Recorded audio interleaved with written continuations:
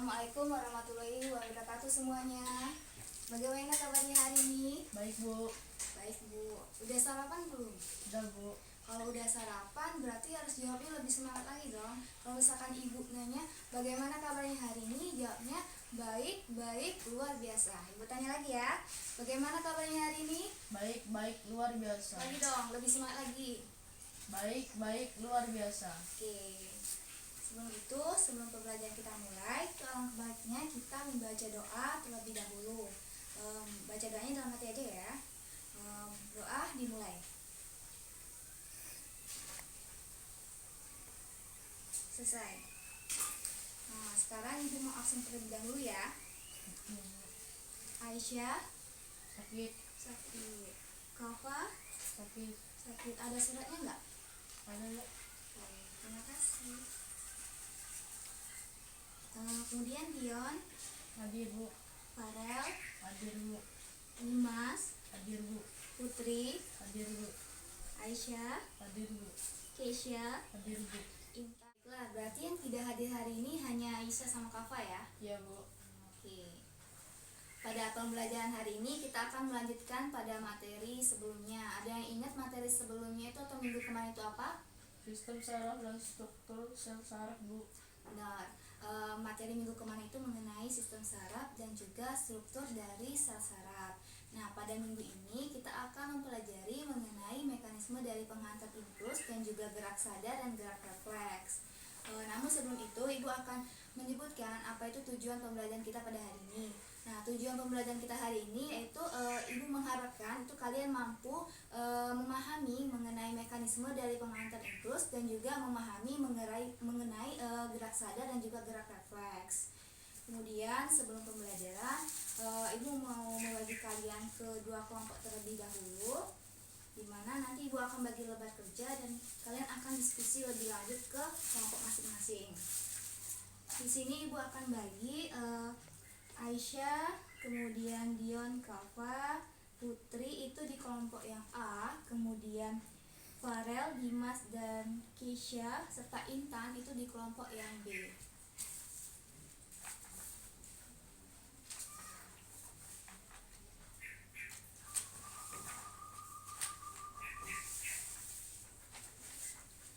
Udah duduk di kelompoknya masing-masing?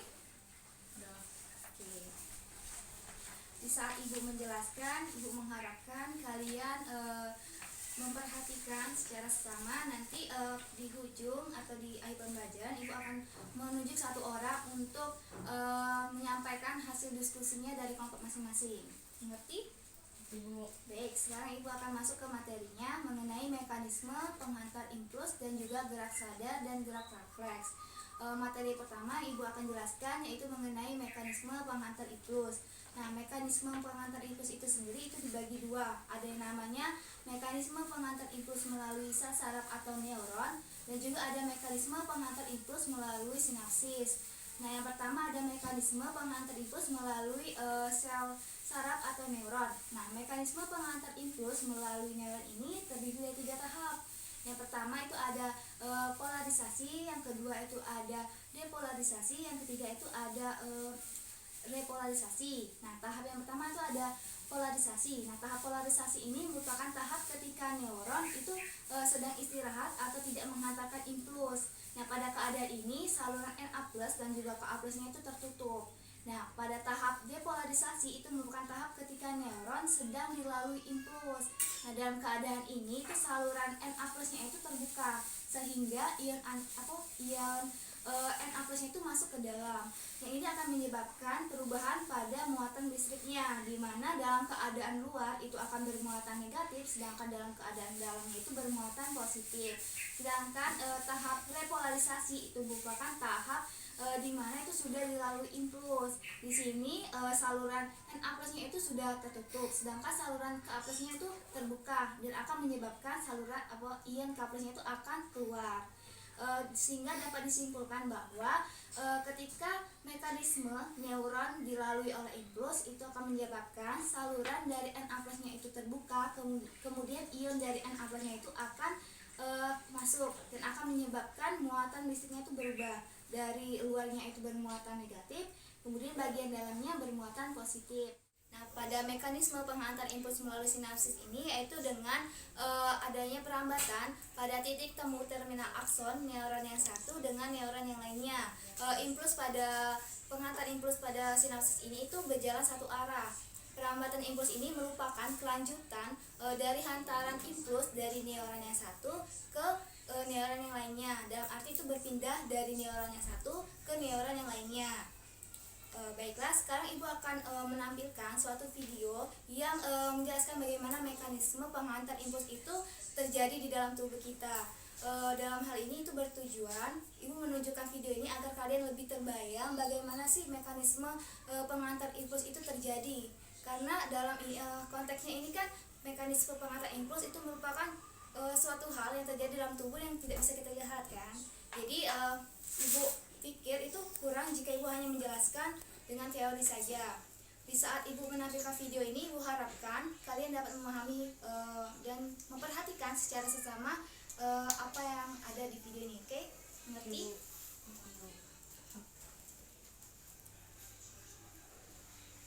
Penghantaran impuls oleh neuron sensorik tersebut melalui dua cara, yaitu melalui sinapsis dan melalui membran sel. Penghantaran impuls melalui membran sel dapat terjadi karena adanya perbedaan potensial listrik antara bagian luar dan bagian dalam sel. Jika tidak ada rangsangan, neuron dalam keadaan istirahat, di mana bagian luar sel diisi oleh ion natrium dan bagian dalam sel diisi oleh ion kalium, sehingga membuat muatan listrik di luar membran adalah positif, sedangkan muatan listrik di dalam membran adalah negatif. Keadaan seperti ini dinamakan polarisasi. Ketika neuron dirangsang dengan kuat, maka poluitas membran plasma terhadap ion natrium berubah. Hal ini menyebabkan saluran ion natrium terbuka dan ion-ion natrium berdifusi ke dalam membran, sehingga muatan sitoplasma berubah menjadi positif. Keadaan seperti ini dinamakan depolarisasi atau potensial aksi. Potensial aksi dibagikan sewaktu Na mengalir masuk melintasi membran. Depolarisasi potensial aksi menyebar ke wilayah di sebelah bagian tersebut, kemudian membalikkan polaritas membran di daerah tersebut. Di sebelah kiri wilayah tersebut, membran mengalami repolarisasi dengan keluarnya ion kalsium melalui kanal potasium. Proses polarisasi repolarisasi ini berlangsung secara berulang. Perbedaan muatan pada bagian yang mengalami polarisasi dan depolarisasi akan menimbulkan arus listrik. Dengan demikian, impuls saraf akan terhantar di sepanjang akson. Pada akson ada dua bagian, yaitu bagian yang terbungkus oleh selubung melin dan yang tidak terbungkus selubung melin. Pada bagian yang dibungkus oleh selubung melin, perambatan impuls berlangsung dengan proses polarisasi-depolarisasi yang merambat melalui membran. Jika kursor disentuhkan pada salah satu sisi, maka akan terjadi proses pertukaran ion positif ke dalam dan ion negatif keluar, lalu kembali lagi ke posisi semula dan disusul oleh ion di sebelahnya sampai ke ujung. Setelah impuls terhantar, bagian yang mengalami depolarisasi akan mengalami fase istirahat kembali dan tidak ada impuls yang lewat. Waktu pemulihan ini dinamakan fase refraktori. Fungsi utama selubung melin adalah untuk meningkatkan kecepatan impuls. Pada bagian tanpa selubung melin, impuls akan bergerak seperti gelombang. Nah, pada perambatan impuls melalui akson yang bermelin disebut perambatan saltatorik. Artinya, berlangsung lebih cepat sebab pada serat bermelin, impuls merambat dengan cara melompati bagian saraf yang diselubungi melin dengan kecepatan 120 meter per detik. Ketika potensial aksi sampai pada akson terminal, impuls listrik beralih ke sel lain melalui koneksi seluler yang disebut sinapsis. Ruang antara neuron presinaptik dan sel postsinaptik disebut dengan celah sinaps. Neuron presinaptik mengandung molekul sinyal yang disebut neuron transmitter yang dikemas di dalam vesikula. Saat ini berfungsi untuk menghantarkan impuls ke ujung dendrit neuron berikutnya. Ketika potensial aksi mencapai akhir neuron, neuron transmitter dilepaskan dengan cara eksositosis dari neuron ke celah sinaps. Neuron transmitter akan berikatan dengan protein khusus atau reseptor yang berada di membran pasca sinapsis. Nah, ikatan antara neuron transmitter dengan reseptor ini mengakibatkan impuls dapat diteruskan ke saraf lainnya.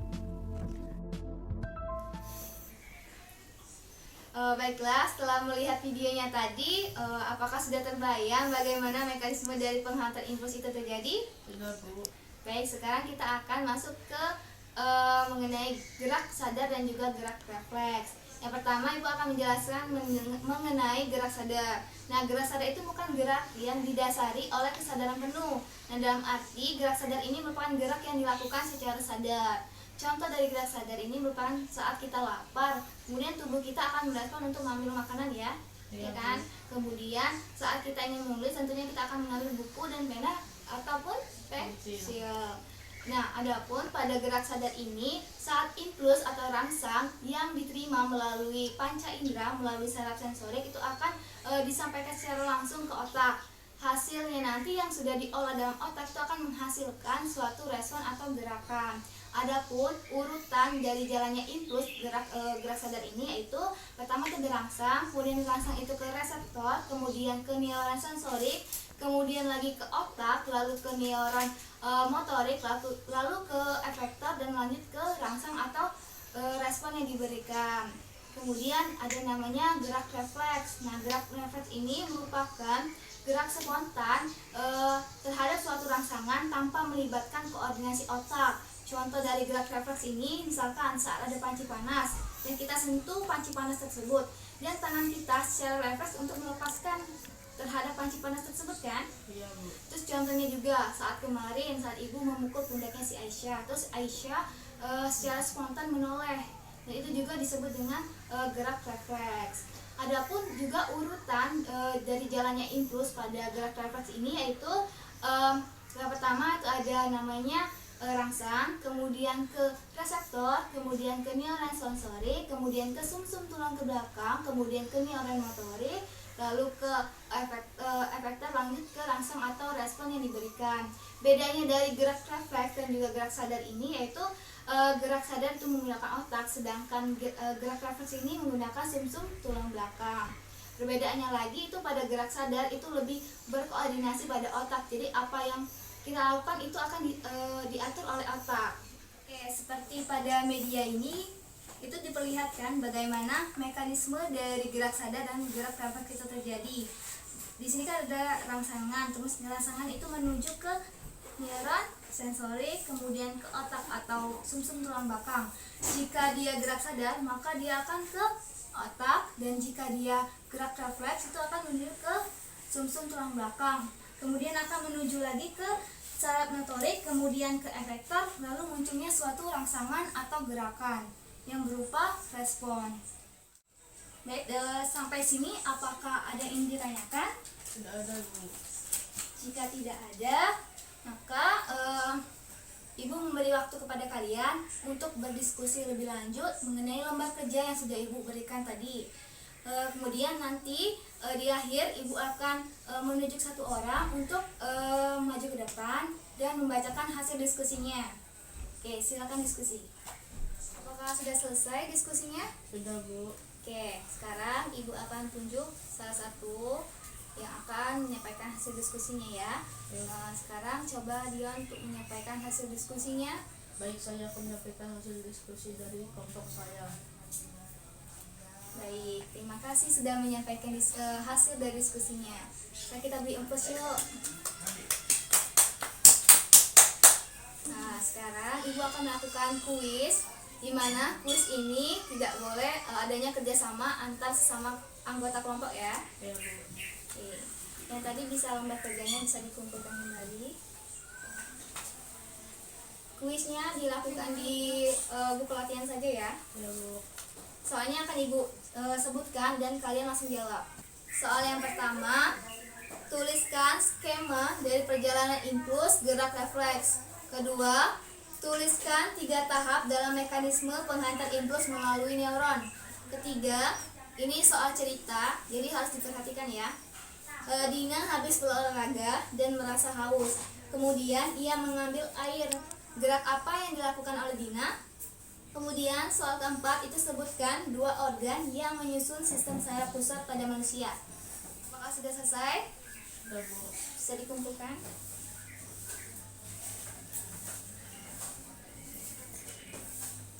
Nah, setelah Ibu koreksi, di sini didapatkan hasil bahwa skor yang terbesar itu didapatkan oleh kelompok A. Baik, kita kasih aplaus dulu ke kelompok A. Baiklah, sekarang kita akan menarik kesimpulan secara bersama-sama ya. Dimana yang sudah kita pelajarin tadi yaitu mengenai mekanisme pengantar impuls dan juga gerak sadar beserta gerak refleks. Di mana mekanisme pengantar impuls sendiri itu dibagi 2. Ada namanya mekanisme pengantar impuls melalui neuron dan juga mekanisme pengantar impuls melalui sinapsis. Dan kemudian gerak sadar. Gerak sadar itu merupakan gerak yang didasari oleh kesadaran penuh atau gerak yang dilakukan secara sadar. Kemudian gerak refleks itu merupakan gerak yang terjadi secara spontan terhadap suatu rangsangan tanpa melibatkan koordinasi otak.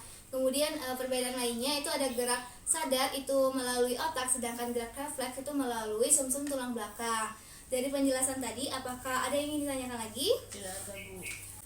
Jika tidak ada pertanyaan lagi, sebelum kita akhiri pembelajaran hari ini, alangkah baiknya kita membaca doa terlebih dahulu ya. Iya.